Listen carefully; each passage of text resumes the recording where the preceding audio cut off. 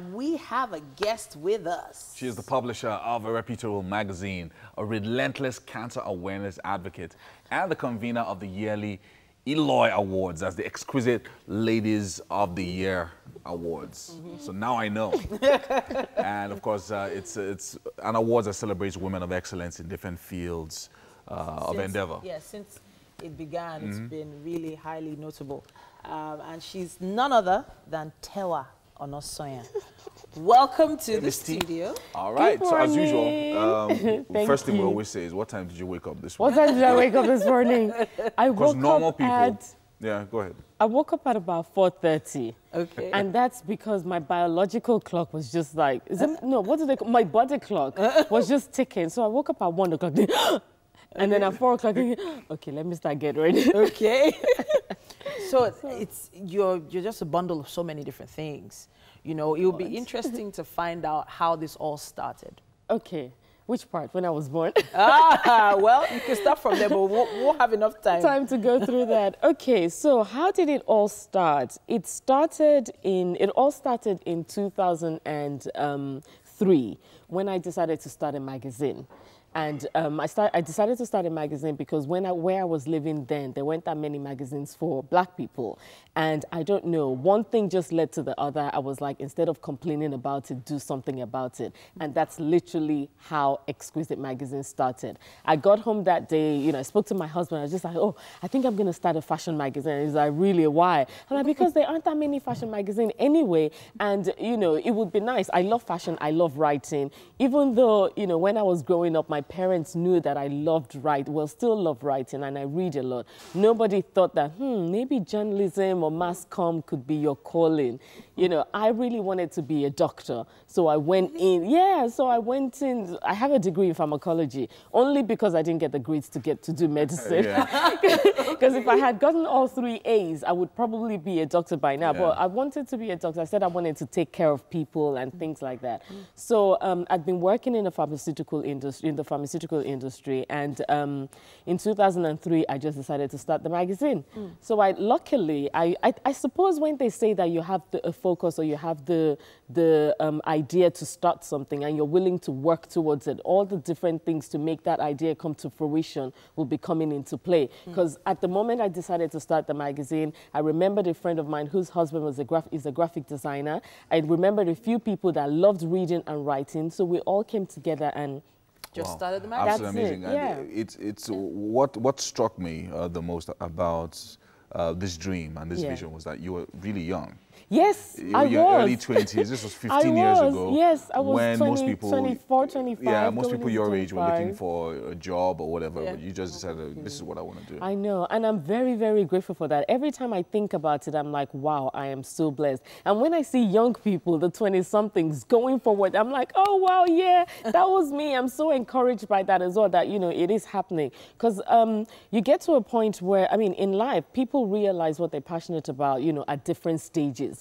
And for me to have realized what I wanted at that age, I'm very, very thankful for that. I can still remember how the magazine looked. It was very tiny. Yes. It was a square book. Yes. And it was so handy. Yeah. You know, handbag size. Yes. I always wondered, was it because of the cost? Was it the printing? I don't know. What was it that made you think, you know what, this tiny book? Small size. Okay, so I modeled the magazine against a magazine in England called Glamour. Okay. Oh, right, Glamour is a small-size magazine that you could just put in your handbag. And I thought to myself, okay, I really, really loved Glamour, even though I read other magazines as well. I thought, if I wanted to do something, I wanted something that I would easily want to carry around. And especially for Nigeria, you know, we look through magazines for styles and things like that. I was like, you can put it in your handbag and take it to your tailors or something. That was how that started. But when the magazine eventually came to Nigeria, the vendors weren't loving it. Okay. They were like, if they drop off in traffic, we can't run with it. Wow. So we had to change the size after so many years of me saying, no, I want to keep it that size. But obviously you have to go with the market. And if the vendors, I mean, now we have different places where we can stock magazines, although now we're more digital. But then it had to be the vendors. If the vendors are not carrying it, your magazine is not seen. So we had to go with what they wanted. Let's talk about eventually the spin-off, which was the Eloy Awards that came from the magazine. Last year, something happened while you were giving your thanks at the Eloy Awards, you broke down and started Don't say that. Wait, hang on. Oh my God. Hang on. Okay. I don't cry. Where's the camera? Now, you know, there's a reason that happened to you. A lot of the struggles, a lot of the things that you had been through up until that point. Yeah. Including a lot of the triumphs and the support that you've gotten from family, from friends, and different people. Talk to us about why it was so emotional for you last year. See, the thing is, how come you remember?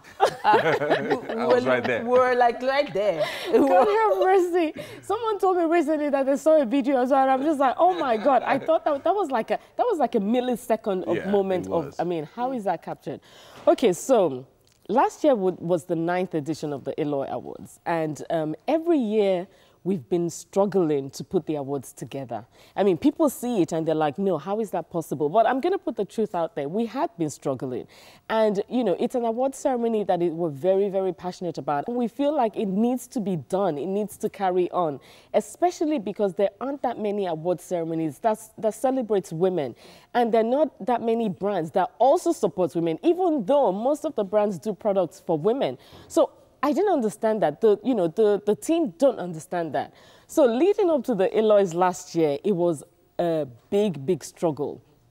And then on the day of the Eloy, everybody was there. The whole thing, you know, it was looking exceptionally nice. And it just became a bit overwhelming that, you know, this is the vision. This is what we want to do. People want to be here. People love being celebrated, even though, you know, they might be doing the tiniest thing. But even if as a mother or a dad, somebody's, you know, your child says to you, Mommy, thank you, you're doing well. You feel, you know, elated and you're happy. And we know that people want that, especially to encourage them. So that kind of got me very emotional because we almost canceled. Wow. On Saturday afternoon, my publicists were like, should we call a press conference to cancel tomorrow? And I'm like, we want to call a press conference on Saturday to cancel tomorrow with everybody looking forward to the biggest award ceremony in Nigeria that celebrates women. I think I might want to die. Instead. So we just, but as God would have it, you know, I suppose when you have challenges, you use that as a stepping stone. So all sorts of different ideas were coming up and we were able to pull it. That's why when I got on stage, I couldn't contain it anymore. Yeah, this is the real thing. It was nearly cancelled. It was. Absolutely. But everybody showed up. Everybody was looking glam. Everybody showed up. I know. Speaking of glam, I know you look really, really glam today. But we have food for you. Hopefully, it's not going to, you know, spoil your glam. It will not. Please, I'm a food lover. And then it's pasta. I've also been looking at the bracelet on your wrist. Oh, yes. Yeah. Tell us a bit about that. Okay. Oh, I get to see it? Yes. Thank you. Good morning. Good morning. All right. So this is Chef Ayola. Hello, Chef Ayola. And she's made quite a mouthful this morning. So you have pasta, tomato sauce, meatballs, and cheese bread, which is in the oven and will be right out. But the cheese bread is in the oven. Yeah, I'm gonna get that out. You guys. Goodness me. Yummy, yum. Why now? This is just like chili in case you want something a bit spicy. So I'm just going to put that on the side. On the side, okay. Yeah. Okay, if that's mine, just a tiny, she likes tiny. some spice. I don't like this spicy. This is very rare. We're getting to see the plating process here.